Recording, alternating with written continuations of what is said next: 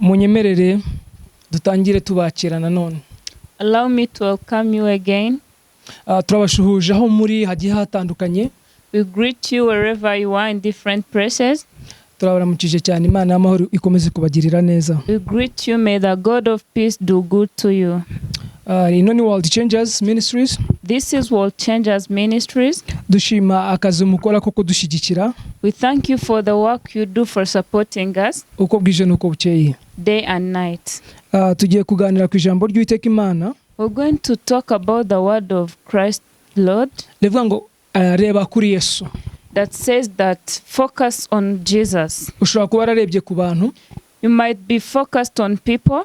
ushobora kuba wararebye ku mafaranga, You might have been focused on money kuko ibyo ni ibintu abantu benshi barebaho. because that's the reality. That's what people look to. Abantu warabarebyeho ntihagire igikunda, You looked at people but nothing changed. ariko uyu munsi nkuzaniye inkuru nziza. But there I bring you the good news. Reba kuri Yesu, Focus on Jesus. amaso yawe yashyire kuri Yesu.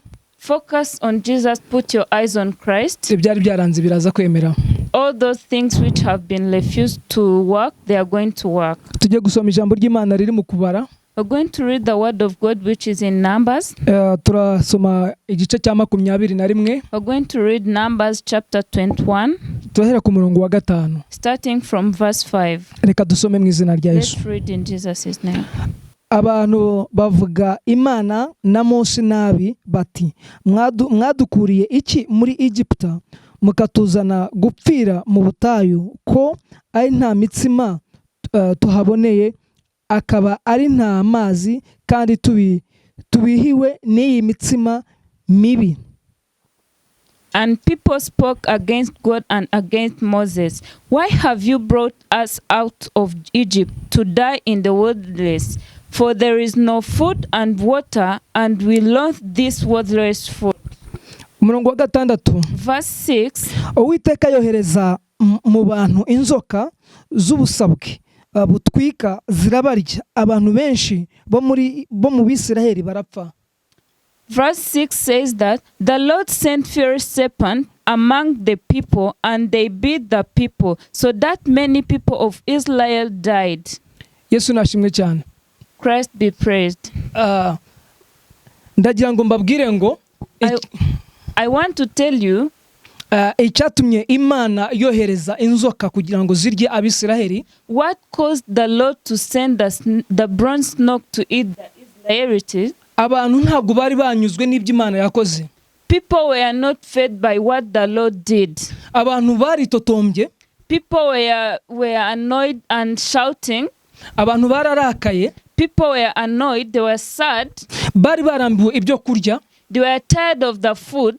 Iki cyababaje Imana cyane. This made God annoyed. Ndagira ngo nkubwire ngo ntukivovotera Imana. I want to tell you that never shout because the Lord have not done this and this. Niba ushaka kugera ku cyo Imana avuganye nawe, If you want to reach where God promised you, niba ushaka kugera muri Kanani, if you want to reach Canaan, emera ibyo Imana ikora mu mibereho yawe. respect what God is doing in your daily life. Kuko iki cyababaje Imana, Because this made God sad, Imana igira umubabaro cyane. God got a lot of pain Avuga aba bantu nzabageza hehe? and said, these people, where am I taking them? Basaba ibyo kurya mu gitondo bakabibona. They ask food in the morning and I give them food. Basaba ibyo kunywa amazi akaboneka. They ask for a drink, I give them water. Mu yandi magambo Imana yabaherezaga icyo bashaka cyose. In other words, God gave them everything they needed. Ariko bituma ibyo ntibabireba ahubwo baritotomba. But they didn't see this, they kept shouting. Ndagira nkubwire ubuzima waba urimo kunyuramo. I want to tell you, the life you're passing through, Iga kunyurwa. learn how to be satisfied. Iga guca bugufi. Learn how to calm down. Iga gushima Imana. Learn how to thank God. Wishime mu byo wakoze. Thank God in what He have done, Kuko ibyo ukora biba ari byiza. because He does good. Ndagira ngo nkugire inama. I want to give you advice. Ndagira ngo nkutere inkunga. I want to encourage you. Iki gihe Mose This time Moses, nawe nta kindi yari afite. he had nothing. Ubwoko ko ntacyo tutabakoreye. And he was saying, these people, we've done all we could do. Twaragerageje. We tried our best. Iki kibabaza Imana. This made God annoyed. Imana yohereza inzoka. And God sent a bronze snake. Ngo zirabarya. They ate them. Zarabariye. Listen, they ate them. Ngo umubare munini w'Abisiraheli. The large number of Israelites, urapfa. They died.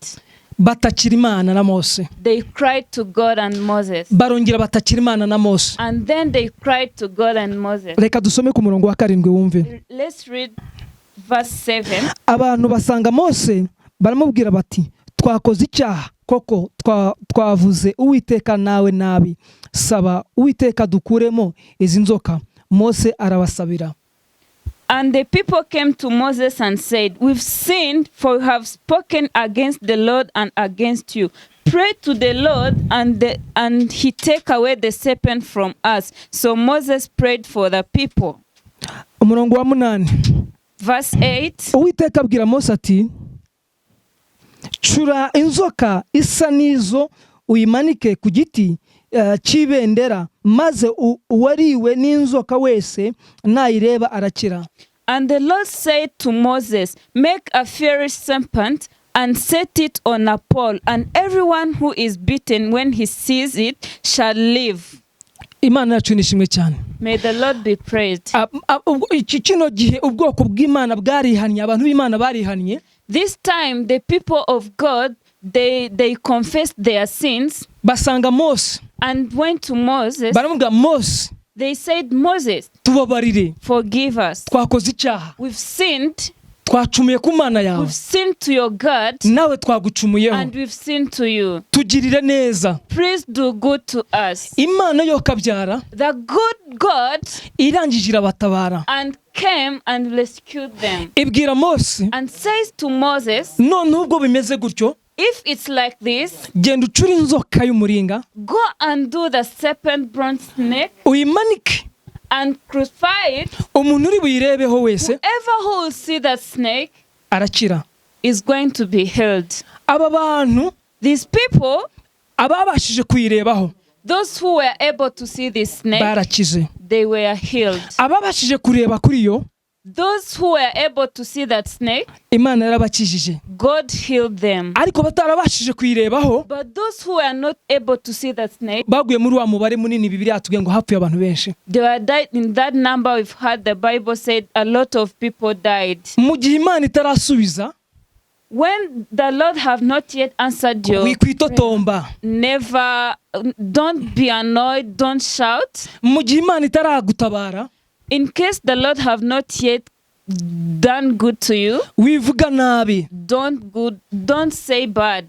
Umuntu waguhanuriye, the person who has proclaimed to you, umuntu waguhanuriye akuvuzeho ubuhanuzi, that people who told you good, umuntu ugusengera, that person who prays for you, wimurakarira. Don't get annoyed because you've not get yet the answer. Kuko numurakarira, because when you get annoyed to that person, uraba wizanira umujinya w'Imana. God is going to be annoyed because of you. Izera Imana. Trust the Lord. Iringira Imana. Put your faith on him. Ibyo yavuze no kubikora izabikora. What he said he's going to do it. Nyurwa n'ibyirimo gukora.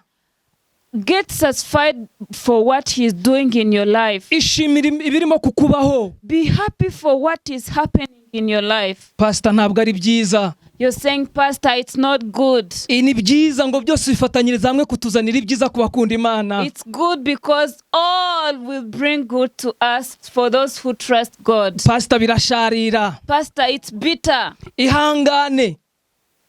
Trust the Lord. Be patient. Izere. Trust the Lord. Ntabwo Imana ari umuntu ngo ibeshe. The God is not a person so that he may speak lies. Ntabwo Imana ari umuntu ngo ibeshe ivuga amagambo y'ibinyoma.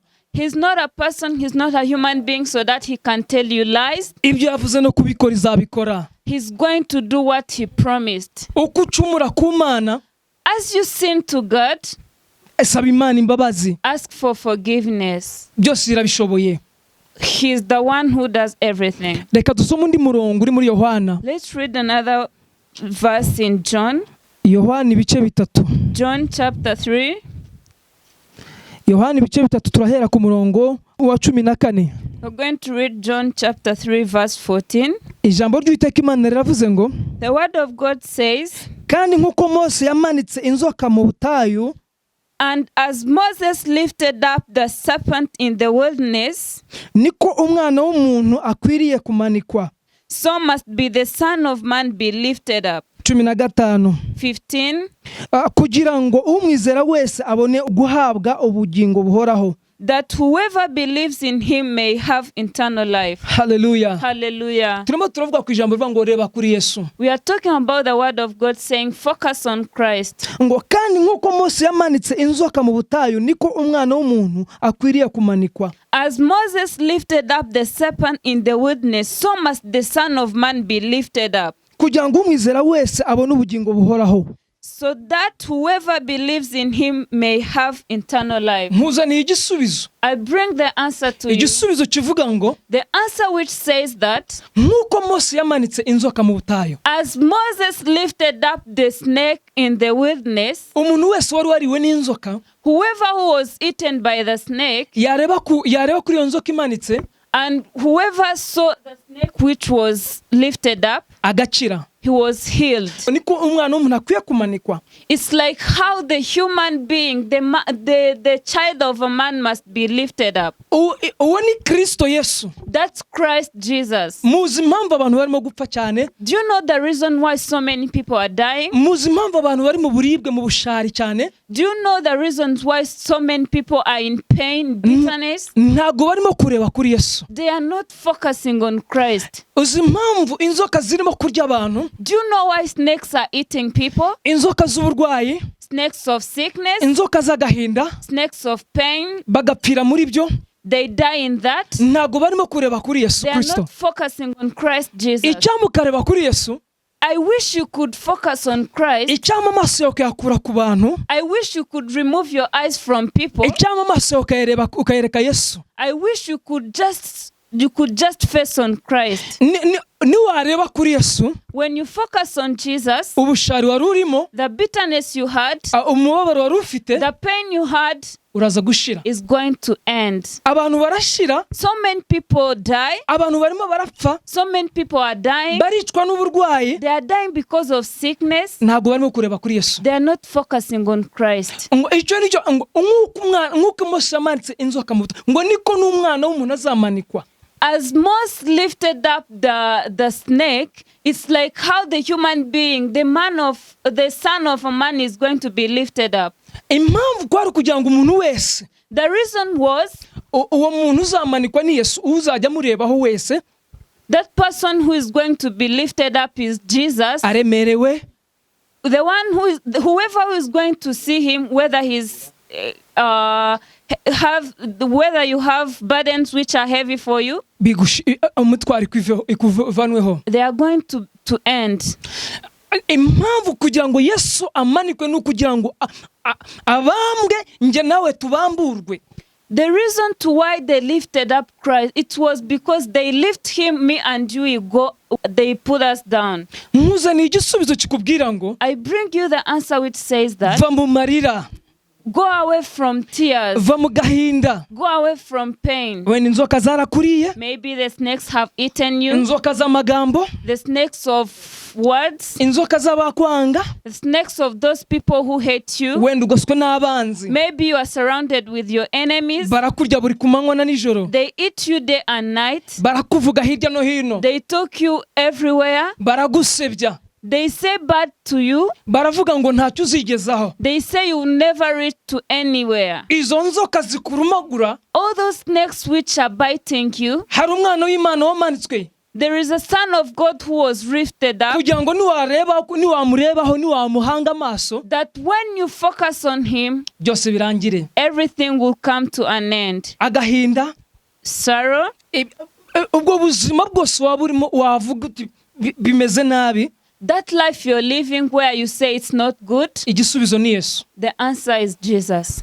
nkuko Mose yamanitse inzoka mu butayu bayirebyeho bagakira. As Moses lifted up the snake in the wilderness and the people who saw that snake were healed, niko n'umwana w'umuntu yamanitswe kugira ngo abamurebyeho bakire. is how the man was healed so that whoever sees that will be healed. Nureba Yesu When you focus on Jesus, agahinda karashira. pain will come to an end. Abakwanga baraza Those kugukunda. people who hate you, they are going to Kuko love nta you. muntu wareba Yesu ngo asigare uko yarari. Because no one can focus on Jesus and remain the way you were. Nta muntu washaka Imana ngo asigare uko yarameze. There is no one who can search for Jesus and they remain the same. Turimo turagana ku musozo. We are going to an end. Ndagira ngo uyu munsi wa none I want you today, unkurikiye, you who is listening to me, uzakurikira nyuma, who will listen to me later, ndagira ngo urebe kuri Yesu. I want you to focus on Nta Jesus. gisubizo kiva ku bantu. There is no answer from people. Nta gutabarwa kuva ku bantu. There is no answer from a human being. Nta cyiza kiva ku bantu. There is no good from a human being. Kibavaho iyo Imana ibohereje. It comes from them when they are sent by God. Kibavaho Imana ibabwiye ngo nimukore.